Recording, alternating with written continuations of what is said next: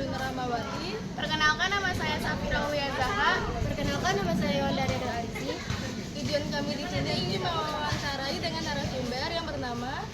Oke baik, perkenalkan nama saya Muhammad Ibnu, saya dari kelas 12 IPA 3. Ini beberapa pertanyaan yang akan dijawab oleh Kak Ibnu. Pertanyaan pertama yaitu, Kak Ibnu kan adalah salah satu siswa yang berprestasi di SMA 19. Nah, kalau boleh tahu prestasi apa aja sih yang Kak Ibnu sudah dicapai? Oke baik, izin menjawab ya. Alhamdulillah di SMA ini aku mendapatkan sebagai 4 prestasi, baik dari tingkat internasional, nasional, provinsi, dan kabupaten. Nah yang pertama internasional dulu. Internasional itu aku mengikuti Workshop Engineering Scholarship yang diadakan oleh Kemendikbudristek, yaitu kemarin barusan di Ketapang Urban, yaitu di Kecamatan Mauk, yang dihadiri oleh 11 negara. Itu negara ASEAN, dan kebetulan saya sebagai peserta pemilihan pentas seni di situ. Nah akhirnya prestasi itu diraih oleh karena salah satu siswa mengikuti ASEAN Nation dalam studi Scholarship Engineering Internationality. Nah yang keduanya aku mengikuti Raimuna Nasional yang diadakan langsung oleh Gerakan Pramuka tingkat nasional, itu diadain di Jakarta Timur atau bisa dibilang di Bumi Perkemahan. Namanya Bumi Perkemahan apa ya aku lupa, tapi intinya di situ selama 2 minggu, dan itu seru banget karena ketemu sama seluruh provinsi Indonesia dan aku mewakili Kabupaten Tangerang untuk ikut Raimuna Nasional. Nah yang ketiganya barusan banget kemarin nih aku mendapat gelar sebagai Duta SMA Provinsi Banten atau winner atau juara satunya seprovinsi Banten di 50 peserta itu, di antara 50 peserta itu. Nah selain itu aku juga mendapatkan 2 gelar lagi di Duta di Kabupaten Tangerang, yaitu Duta Anti Narkoba juara 2 tahun 2022 dan Duta Koperasi juara 2 barusan tahun kemarin 2023. Itu sih yang prestasi yang pernah aku raih di masa SMA 2023 dan 2024 ini. Keren ya. Iya. Nah, berarti apa yang Kak Ibnu rasakan sih setelah menjadi salah satu yang berprestasi? Oke baik, sebelumnya senang. Aku pernah bilang gini ke diri sendiri, alhamdulillah ya dengan pencapaian kamu seperti ini, karena atas dukungan atau support dari orang tua, berikut doa juga, dan tidak lupa pendukungan yang penuh dari pihak sekolah yang selalu mendukung aku. Nah, alhamdulillah senang banget karena bisa berprestasi, dan itu pun karena kita tahu ya, orang yang paling bermanfaat itu adalah orang yang bisa memberikan pertolongan pada orang lain. Nah, aku selalu megang prinsip di mana sebuah proses tidak akan pernah mengkhianati hasil. So, sekarang proses aku yang seperti ini, hasil aku yang seperti ini, pasti ada di balik layar itu sebuah proses yang mungkin di mana kita nggak tahu dong, hanya diri sendiri yang merasakan. Nah, aku pernah juga jatuh, aku juga pernah gagal gitu. Tapi aku selalu bangkit dalam kegagalan nih, karena kan aku memiliki prinsip seperti ini. Sebuah proses tidak akan pernah mengkhianati hasil, dan kegagalan ialah kesuksesan atau keberhasilan yang tertunda, seperti ini. Berarti itu ya, apa namanya rata-rata yang telah Kak Ibnu rasakan. Oke, selanjutnya pertanyaan yang ini. Kak Ibnu, kalau boleh tahu nih, siapa sih yang memotivasi Kak Ibnu sampai sejauh ini? Ada 2, yaitu orang tua aku pertama pastinya, yang keduanya pihak sekolah. Nah kenapa aku bilang orang tua? Aku selalu bilang apapun langkah yang kamu ambil, Uni bakal ridhoi selagi itu positif. So aku selalu kegiatan nih, jujur aku setiap kegiatan apapun itu, kayak contoh kemarin Duta SMA Nasional, itu mau seleksi pemberkasan dan seleksi karya tulis ilmiah atau esai. Nah aku sebelum presentasi, karena kan presentasi di depan 3 dosen UNJ, dosen Untirta, satunya dosen Universitas Indonesia. Aku deg-degan banget karena karya tulis ilmiah itu tentang education seksual yang ada di kalangan pelajar, cara pencegahannya. Nah itu aku selalu pas aku mau presentasi 5 menit aku selalu telepon kepada orang tua aku, Mi mau presentasi bentar lagi di hadapan dosen, mohon doanya ya semoga lancar dan so. Nah pas setelah aku minta doa itu, aku langsung terhipnotis akan diri sendiri, aku bisa nih udah didoain sama orang tua, plus pihak sekolah juga selalu mendukung, entah itu baik dari secara fisik dana maupun ucapan dari doa. Itu sih seperti itu. Orang tua itu penting ya. Penting banget guys, jangan lupa nih buat kalian semua ya, mau ngikut kegiatan apapun itu, mau baik secara positif bagus tapi jangan negatif ya, yang positif aja. Itu wajib banget minta doa orang tua, karena mau sejauh apapun proses kamu, usaha kamu, kalau nggak didukung sama support orang tua dan doa dari orang tua, sama dengan menang. Kak Ibnu, boleh kasih tahu nggak sih tips dan triknya gimana cara jika Kak Ibnu belajar dalam sehari-hari menjadi siswa yang berprestasi? Lebih ke tips and trick ya. Nah aku punya salah satu buat kalian semua nih, kalau mau contoh juga ya. kan kalian tahu misal orang tuh sibuk pasti nggak tahu ada ruang belajar tuh kapan, kita nggak tahu ya. Nah kalau aku sendiri, aku selalu mengingatkan ke diri aku setiap malam tidur tuh nggak boleh lebih dari jam 11 malam. Nah aku gunain nih jam 8 itu kan maksudnya habis sholat di sana. Aku kan kadang-kadang sering zoom, ada kegiatan buka potensi pemuda Indonesia juga nih sekarang lagi ikut program kerjanya.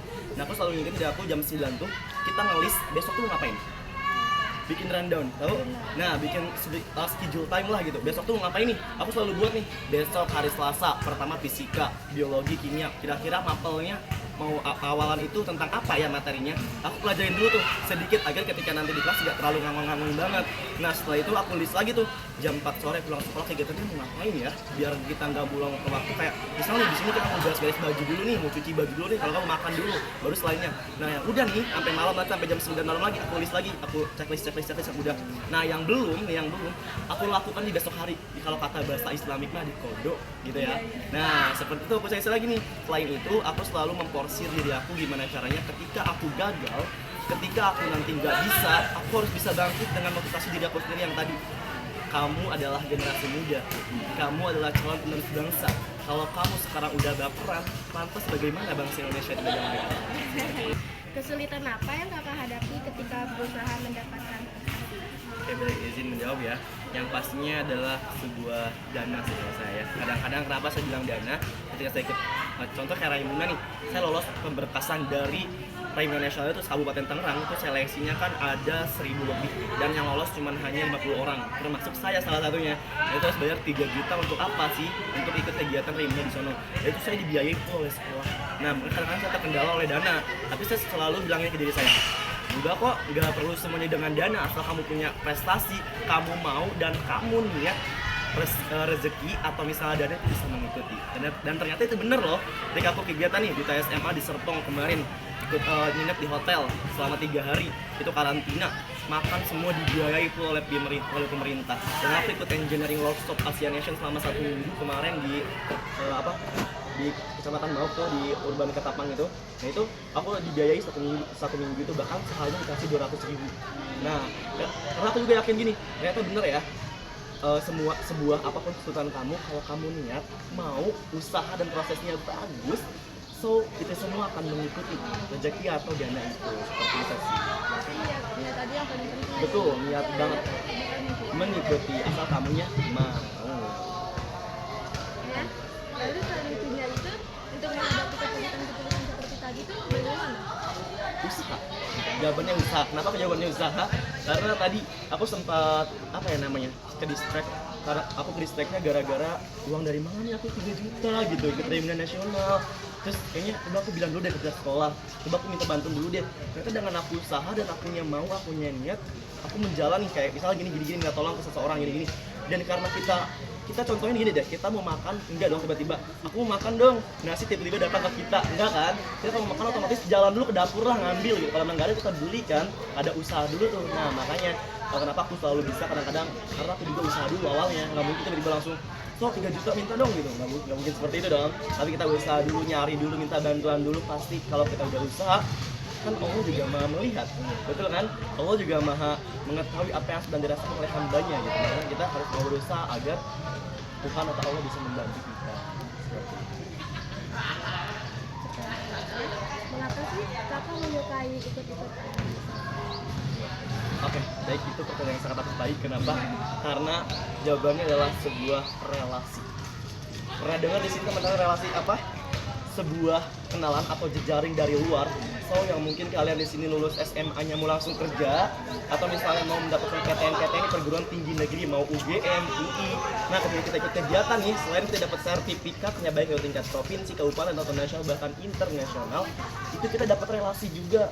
Jujur saya ketemu sama anak-anak pas waktu lagi engineering scholarship itu yang ada di Mau itu saya ketemu sama orang-orang yang sekolah yang kuliahnya di UI, di UGM. Kita bisa berbagi-bagi nih, bisa sharing-sharing. Oh masuk UGM itu jalurnya nggak hanya SNBP, nggak hanya SNBT, loh ada loh jalur ini. Di UI juga ada loh, ada SIMAK UI dari sini.